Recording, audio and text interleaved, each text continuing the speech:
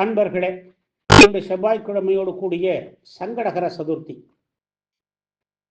கோவை இடிகரை பட்டி விநாயகர் திருக்கோவிலுக்கு செல்வோம்.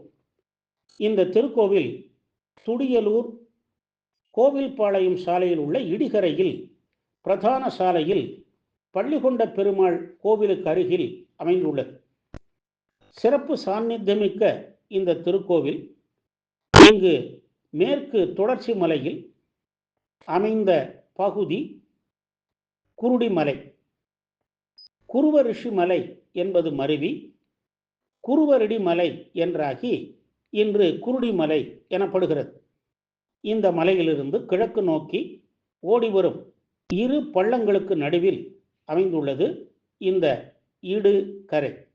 இரு கரைகளுக்கு நடுவில் அமைந்த நிலப்பரப்பு இருகரை என பெற்று காலப்போக்கிலே மருவி இடிகரை என பெற்றது. கொங்கு சோழன் கட்டிய வில்லீஸ்வரர் சிவாலயத்தில் உள்ள கல்வெட்டுக்களில் இடிகரை என்னும் பெயர் உள்ளது. இந்த விநாயகர் ஆரம்ப காலத்தில் ராஜ விநாயகர் என்ற திருநாமத்தோடு அரச மரத்தின் கீழ் அருள் பாலித்தார்.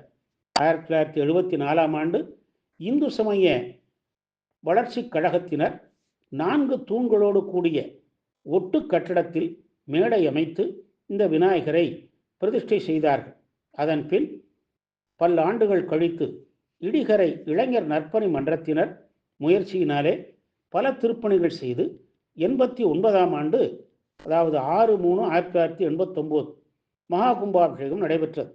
பின்னர் 11 ஆண்டுகள் கழித்து இளைஞர் நற்பணி மன்றத்தின் புதிய கோவில் அமைத்து கருவறையில் புதிய விக்கிரகம் பிரதிஷ்டை செய்து பழைய விக்கிரகத்தை அரச மரத்தடியில் நிறுவி 7/3/2003 மகா கும்பாபிஷேகம் நடைபெற்றது. அதன் பின் 30/11/2022 மீண்டும் மகா கும்பாபிஷேகம் செய்யப்பெற்று கோவில் சிறப்பாக பராமரிக்கப்படுகிறது. கிழக்கு நோக்கி அமைந்த கோவிலின் முன் மண்டபத்திலே விநாயகப் பெருமானை நோக்கிய வண்ணம் உயரமான பீடத்திலே மூஞ்சூறு வாகனமும் பலிபீடமும் உள்ளன. சன்னதி சுமார் 3 அடி உயரத்தில் அமைந்துள்ளது. கருவறையில் விநாயகர் தன் கரங்களில் பாசக்கயிறு, தந்தம், அங்குஷம், மோதகம் ஆகியவற்றை ஏந்தி கம்பீரமாக அமர்ந்த நிலையில் காட்சி தருகிறார். கருவறை மீது ஏக கலசம் தாங்கிய விமானம் உள்ளது. பலம் வரும்போது அரச மரத்தில் ராகு கேதுவோடு ராஜகணபதி தரிசனம் தருகிறார். இவருக்கு மார்கழி மாதத்தில் கன்னிப்பெண்கள் நீரபிஷேகம் செய்தால் விரைவில் திருமணப்பேறு கிட்டிடுமா. மேலும் மார்கழி மாதத்தில் இங்கு திருப்பாவை திருவம்பாவை பாராயணமும் நடைபெறுகிறது. சங்கடகர சதுர்த்தியும் மிக சிறப்பாக நடைபெறுகிறது. திருவாதிரை விழா நாளில் வில்லீஸ்வரர் ஆலயத்திலிருந்து நடராஜரும் சிவகாமி அம்பாளும் இங்கு வந்து ஆலயத்தை 9 முறை வலம் வருவர். இதற்கு பட்டி சுற்றல் என்று பெயர். இதனால் கருவறை விநாயகர் பட்டி விநாயகர் என பெற்றார்.